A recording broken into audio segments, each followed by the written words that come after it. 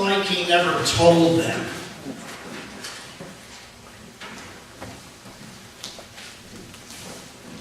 Sometimes things get changed and mixed up in time. There was a time in my life in ministry at a particular church that we had a school bus and it was parked on the street. It was properly parked.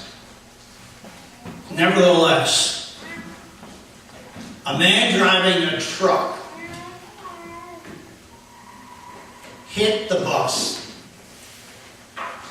He had the decency to knock on my door, and he acknowledged the fact that he had just hit the church bus. He pleaded with me. He said he really did not have the insurance that he should have. He had something, but not the insurance he should have. He was afraid of losing that insurance. And he said that he would like just to contribute, if that was agreeable to me, $20 a week. I looked at the damage and I said yes. I'm a soft touch.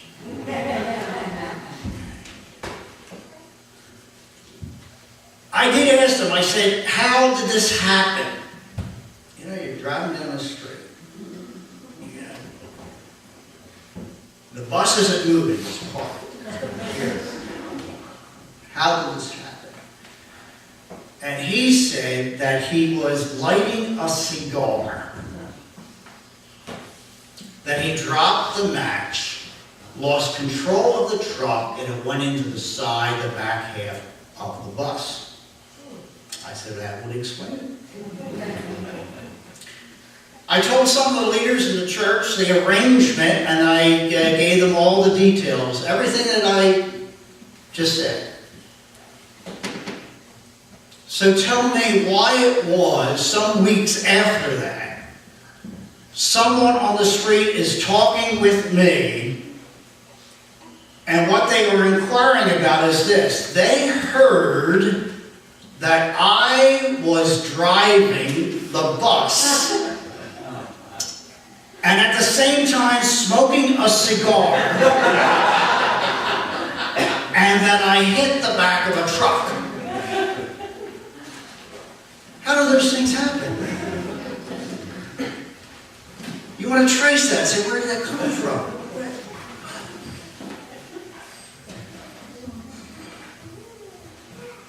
So we're going back to day number 1. It wasn't like he never told them the truth.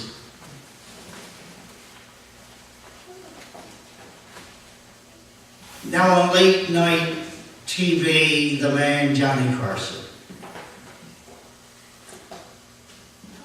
I saw a candid camera episode where he was set up. He was at a party,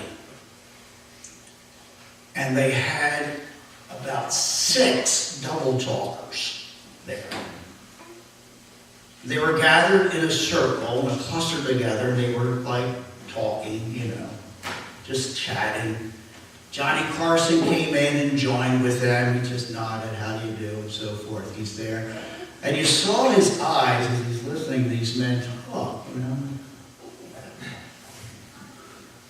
And then he excuses himself and he steps away, and the camera just captures this bewilderment, you know. Well, they weren't saying anything. That's why he didn't get it.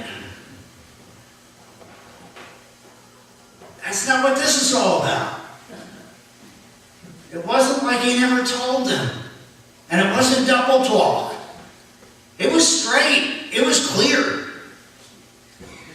Before Johnny Carson, some of you guys remember Jack Parr. Great, like late night comedian. Great. Right? He was into so much joking that when he had something to say of some substance, he had to raise his hand and say, I kid you not. But even at that, he stretched it. That's not what this is about.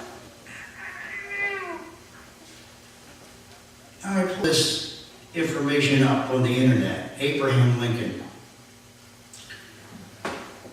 He's quoted as saying, "When I get ready to talk to people, I spend 2/3 of the time thinking what they want to hear and 1/3 about what I want to say."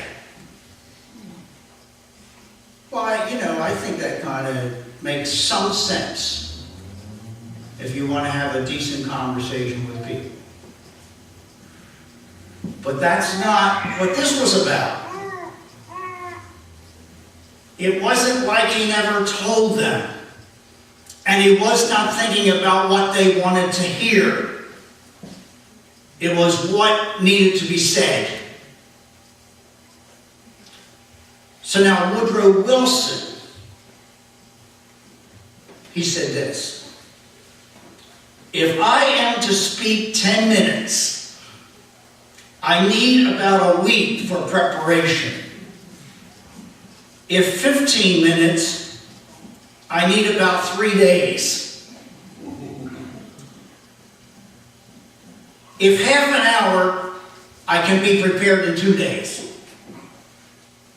If an hour, I'm ready right now."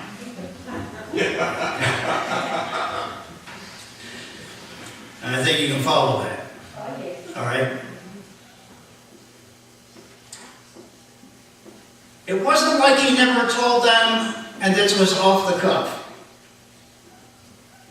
This is on the heart of God from all eternity. Amen? Been thinking about this for a long, long time. And in the eternal Godhead, the plan of our salvation was charted.